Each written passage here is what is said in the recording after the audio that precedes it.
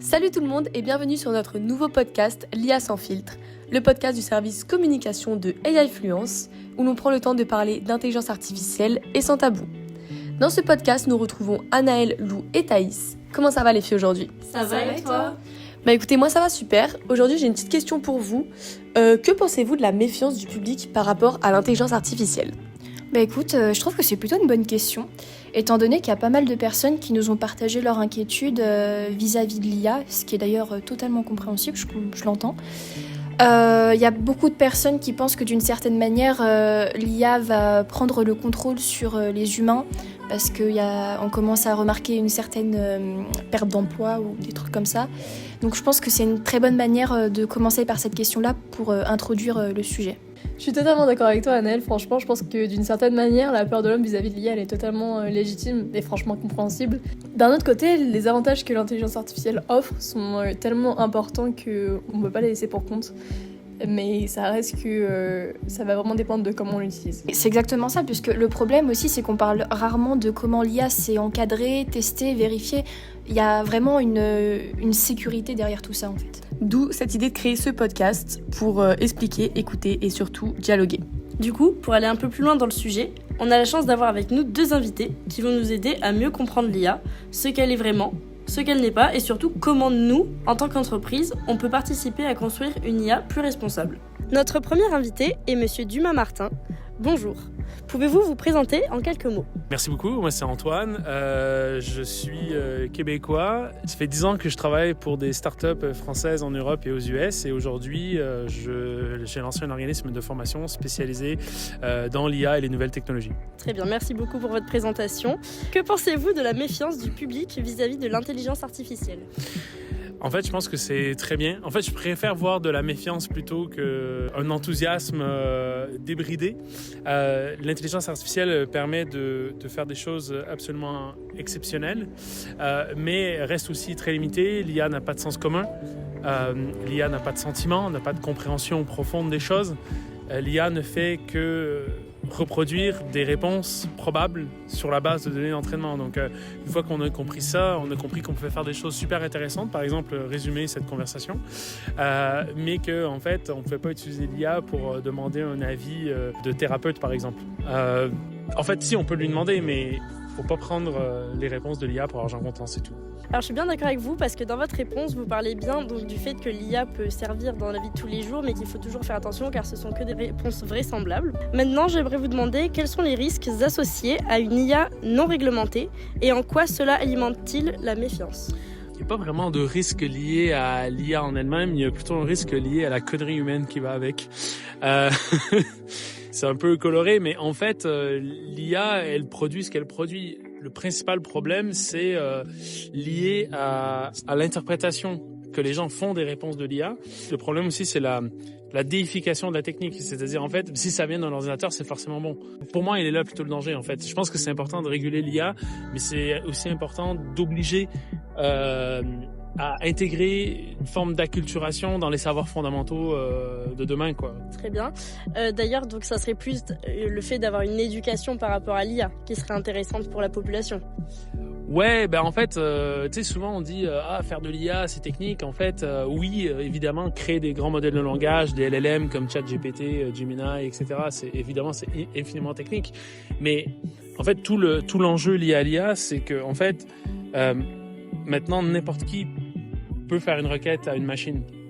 Et donc en fait, faire de l'IA grand public, c'est plutôt en fait apprendre à réfléchir. En fait, on est plus proche de la philo, de l'éthique et de l'épistémologie que de l'informatique.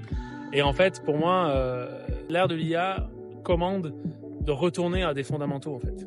Des fondamentaux d'esprit critique, d'analyse et de recul aussi sur les réponses données par la machine. Mais ça vaut tout autant des réponses données par vos enseignants. En fait, c'est toujours important de cultiver un esprit critique. Que ça vienne de vos profs, de la télé, des réseaux sociaux ou de ChatGPT. Et donc finalement, vraiment pour poser la question, vous pensez qu'il faut vraiment éduquer sur l'intelligence artificielle ? Absolument, c'est essentiel. Et j'aurais une dernière petite question pour vous. Selon vous, quelles sont les conséquences de cette méfiance sur l'adoption de l'IA au sein de différents secteurs ? Ah, très bonne question. En fait, aujourd'hui, vous avez une polarisation entre ceux qui s'en méfient comme de la peste et ceux qui l'adoptent avec énormément d'enthousiasme et parfois manque de recul. Et en fait, la position mitoyenne aujourd'hui, elle est assez absente en fait. En fait, elle existe, elle existe, mais elle est assez absente dans le discours commun. Donc, à celles et ceux qui refusent de l'adopter, en fait, le principal risque, c'est de se faire dépasser par ceux qui l'auront adapté et qui auront appris à l'utiliser. Parce qu'en fait, l'IA nous permet de réaliser pas tout, mais certaines tâches et certains types de tâches 100 ou 200 fois plus vite, quoi. Maintenant, il faut savoir comment l'utiliser. Il faut savoir pour quel type de cas d'usage l'IA peut être une aide ou pas. Et en fait, ça nous donne un avantage concurrentiel important. Donc, le principal risque de ceux qui refusent à la fois de se former et de l'adopter, c'est le risque tout simplement de se faire dépasser. Et le business, c'est une course, donc si vos concurrents se mettent à aller 10 fois plus vite que vous ou 100 fois plus vite que vous, en fait, vous allez dépasser. Voilà. Merci beaucoup pour ce point de vue très enrichissant. Merci pour cet échange. Notre interview est terminée. Merci à vous. Nous sommes désormais en présence d'Alexis qui travaille chez la Fnac. Bonjour Alexis, pouvez-vous vous présenter en quelques mots ? Alors du coup, je m'appelle Alexis, je suis employé Fnac depuis maintenant 3 ans au rayon multimédia, donc qui concerne un peu tout ce qui va être ordinateur, téléphone, tout ce qu'on peut utiliser dans la vie de tous les jours. Ok, super, merci beaucoup. Alors du coup, je vais vous poser quelques questions aujourd'hui. Tout d'abord, utilisez-vous l'intelligence artificielle ? Oui, quasiment tous les jours, à des fins plus de confort d'utilisation, poser des questions pour éviter de passer plusieurs heures à faire des recherches qui peuvent mener à rien. Donc oui, tous les jours. Ok, et en concernant votre utilisation, que pensez-vous de l'IA en général ? En général, il y a de très bons points à aborder sur l'IA, puisque comme je disais précédemment, ça comporte pas mal de confort. Quand on fait des recherches longues sur un point spécifique, on peut trouver une information très rapidement. Après, bien sûr, il faut toujours faire attention aux sources, parce que ce n'est pas sourcé. Donc ouais, effectivement, un peu tous les jours, l'IA permet de trouver des informations pertinentes. Ok, très bien. Et merci pour toutes ces informations. Mais maintenant, selon vous, que peuvent faire les entreprises pour rassurer le public vis-à-vis de l'usage de l'intelligence artificielle ? Ce qui permettrait de pouvoir rassurer le public, ça serait éventuellement de mieux sourcer aussi les recherches, avoir un détail plus complet sur tout le référencement. Et donc pour poursuivre, ça serait aussi prôner le confort d'utilisation et surtout sur le côté professionnel, pour pouvoir gagner du temps, optimiser le temps de travail sur des tâches style la bureautique, mais en même temps sur de la recherche. Ok, mais du coup, que pensez-vous honnêtement de l'avis des consommateurs, du fait qu'ils aient un peu peur du fait que les entreprises utilisent l'IA ? Très sincèrement, et moi le premier, l'IA aussi peut faire très peur sur le côté remplacement. Remplacer l'homme par la machine directement. Parce que il y aura pas forcément d'avis, de ressentiment. Maintenant, il y a du bon et du mauvais, il faut savoir juste bien le manier. Ok, très bien, merci beaucoup. Encore une petite question. Est-ce que vous connaissez les initiatives de la Fnac pour promouvoir une utilisation responsable et inclusive dans l'IA, ou même de certains produits que vous pouvez vendre ? Nous-mêmes, en magasin, on commence à aborder pas mal ce point-là. Tout commence un peu à être remplacé. Dans le sens où, comme je me répète, mais sur le confort d'utilisation, trouver des informations plus rapidement. Nous, ce qu'on va faire principalement, ça va être sur de la recherche client. L'IA permet de pouvoir retrouver des clients grâce plutôt à un numéro de téléphone, une adresse mail, ce qui avant était une recherche plus poussive et donc plus lente également. Ok, très bien. Et vous, en soi, en général, du coup, est-ce que vous savez si vous souhaiterez mettre un projet dans la Fnac concernant l'IA ou pas du tout ? Pourquoi pas, ouais, carrément. Effectivement, ça serait bien de développer le point IA, après surtout garder de la clarté sur l'utilisation de l'IA et derrière l'utilisation que nous, en tant qu'employés, on peut en faire. Mais l'avancement, de toute façon, mieux vaut faire avec, parce que quoi qu'il arrive, ça nous dépassera. Exactement. Et écoutez, merci beaucoup Alexis pour cet échange. Je vous en prie, merci beaucoup à vous. Pour en revenir à ce que monsieur Dumas-Martin nous a dit, c'est vrai que l'IA nous permet de faire des choses exceptionnelles, mais il faut garder en tête que c'est une base de données entraînée pour vous faire plaisir et qu'elle n'a pas de sentiments. Donc c'est important de garder un esprit critique sur ce qu'elle répond. Et puis c'est vrai qu'on peut pas vraiment dire que l'intelligence artificielle peut être utilisée à des fins thérapeutiques, étant donné qu'elle ne donne en soi que des réponses vraisemblables et qu'elle ne réfléchit pas vraiment de la même manière qu'un humain le ferait par exemple. C'est pour ça que c'est très important de bien analyser les réponses données et de parler du fait que il va falloir apprendre à s'en servir dans les différents domaines pour ne pas se faire dépasser par les concurrents qui, eux, l'utilisent. Oui, et puis il a dit quelque chose de hyper intéressant, en vrai, je trouve, sur la réflexion que nous pousse à avoir l'IA si nous savons bien nous en servir, et qu'il est essentiel d'éduquer justement à l'intelligence artificielle parce qu'en réalité, il n'y aura que de cette manière qu'elle sera utilisée correctement et à bon escient. Pour rebondir sur tout ce que vous venez de dire, les filles, franchement, avec Thaïs, on a trouvé ça aussi hyper intéressant, ce que monsieur Antoine Dumas a pu dire. On s'est aussi rendu compte que ça rejoignait beaucoup ce que Alexis, l'employé de la Fnac, disait, à commencer par, on cite, « L'avancement de l'IA vaut mieux faire avec parce que ça nous dépassera ». Donc effectivement, on trouve que cette phrase rejoint beaucoup les propos de monsieur Antoine Dumas, parce que comme celui-ci a pu citer, une entreprise qui n'utilise pas l'IA avancera beaucoup moins vite et atteindra beaucoup moins rapidement, encore une fois, ses objectifs, contrairement à une entreprise qui, elle, utilise l'IA à bon escient et de la bonne manière. Cependant, Alexis l'a très bien précisé, l'IA présente aussi des dangers, à commencer par le manque de sources. Et la seule solution qu'il apporte d'ailleurs, c'est un détail complet au référencement des recherches que l'IA pourrait refaire. On ne doit pas oublier que l'IA offre un très grand confort d'utilisation, elle nous fait gagner beaucoup de temps, elle aborde de très bons points, elle donne des informations très pertinentes. Donc c'est vraiment quelque chose qu'il ne faut pas oublier. Après, ça va dépendre aussi du sens critique de l'homme. Oui, c'est ça. Et donc encore une fois, pour conclure, on peut comprendre que l'IA a beaucoup de points positifs, mais aussi beaucoup de points négatifs à partir du moment où on ne l'utilise pas à bon escient et de la bonne manière. Comme on vous l'a dit en début de podcast, on était censé interroger que 2 personnes vis-à-vis de l'IA, mais finalement, après l'interview de Alexis, donc un employé de chez la Fnac, on a interrogé des personnes dans la rue et on a croisé une dame qui a pu nous partager son expérience avec l'IA. On vous laisse donc tout de suite écouter son point de vue. On accueille maintenant Cécile, une passante. Bonjour. Bonjour. Pouvez-vous vous présenter en quelques mots, s'il vous plaît ? Oui, alors du coup, je m'appelle Cécile, je vis à Bordeaux, j'ai 32 ans et je suis graphiste illustratrice. Très bien. Que pensez-vous de l'IA ? Du coup, j'ai pas un avis très positif sur l'IA dans le sens où, comme je vous disais, je suis illustratrice, donc c'est un petit peu compliqué pour moi d'apprendre à travailler avec l'IA, parce que déjà j'ai pas envie de travailler avec, mais aussi parce que forcément comme les gens peuvent générer eux-mêmes leurs images, ils font de moins appel à des illustrateurs ou des graphistes, donc c'est un petit peu problématique pour notre métier et pour la survie de nos métiers et aussi pour pour la qualité, parce que les gens ils sont habitués à générer eux-mêmes des images et qui sont pas forcément de qualité. Et après, pour faire comprendre que c'est un vrai métier avec de la recherche et des années d'études, c'est un petit peu compliqué.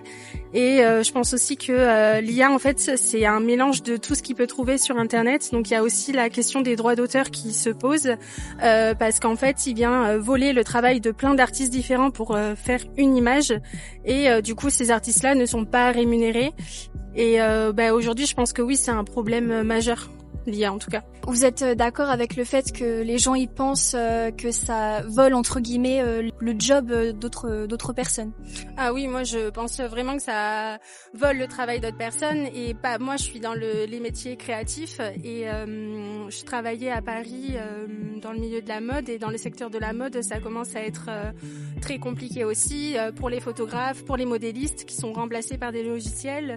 J'ai travaillé aussi avec des personnes qui développaient des sites internet qui se retrouvent dans des services où ils étaient 16, 20 personnes. Aujourd'hui, il n'y a plus que le patron avec le logiciel. Donc oui, en effet, moi je pense que ça vole le travail. J'ai plein d'exemples de gens autour de moi qui ont perdu leur emploi en fait à cause de l'IA. Que pensez-vous de la méfiance des gens vis-à-vis de l'intelligence artificielle qui pensent vraiment que c'est un outil très dangereux ? Je pense que de toute façon aujourd'hui elle est là et il va falloir faire avec parce que soit on monte dans le bateau et on embarque avec elle, soit on reste sur le côté et on peut plus rien faire parce que même pour les métiers aujourd'hui de graphisme par exemple, je sais pas si vous connaissez Photoshop, la suite Adobe, mais aujourd'hui ces propres outils sont dotés d'une IA. Donc en fait, il faut quand même apprendre à travailler avec et même si on est méfiant, on est obligé, malgré nous, de céder en fait, quoi. D'accord. Merci beaucoup pour cet échange. Merci. Bonne journée. Bonne journée. Donc comme vous avez pu l'entendre, Cécile partage un avis plutôt fermé vis-à-vis de l'IA, puisqu'elle est directement concernée par rapport à son travail. Donc elle fait partie de ceux qui partagent un avis plutôt négatif. Cependant, Thaïs et Lucie ont eu la chance de tomber sur un Anglais qui, lui, partage un tout autre avis. So, hi, Andy. First of all, I want to know what you think about AI. What do I think about AI? I'm excited by it, a little bit scared by it as well. My age is 66, so I have got sons. I have got 3 granddaughters who are aged 9, 6 and 3. Will experience AI much more than I have done. However, I have experienced the world of artificial intelligence in the last 12 months more than ever before, and I can see its advantages. I also come across it in my work capacity and the ability to replace my skills. I am a journalist, a broadcaster, an author, so I've seen how I can write articles, stories, and if I'm writing a story, then the computer will suggest to me that maybe that sentence should be rewritten and would read better with the help of artificial intelligence. And guess what? Sometimes the computer is right, and yes, I accept, even though I've been a journalist for 50 years, that there is merit to it. It is good, but I do also fear for the validity and its ability to also replace the human skill. You know, I've even heard I work at a football club called Manchester City. I'm a tour guide there, and some of my colleagues who are much younger than me, I've heard that they perhaps will use artificial intelligence to help them with their studies and to cut and paste articles using artificial intelligence. So I fear about the fact that we might lose a little bit of individual skill in the future. But hey, yes, it's here to stay, and it does frighten me a little bit, but it also excites me. Okay, thank you. Comme vous avez pu l'entendre tout au long de ce podcast, les avis sont très mitigés vis-à-vis de l'intelligence artificielle.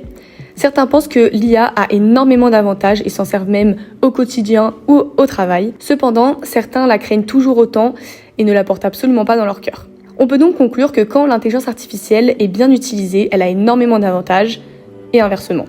C'est tout pour aujourd'hui. Nous espérons que ce podcast vous a plu et on se retrouve la semaine prochaine pour un nouvel épisode de l'IA sans filtre. À la semaine prochaine!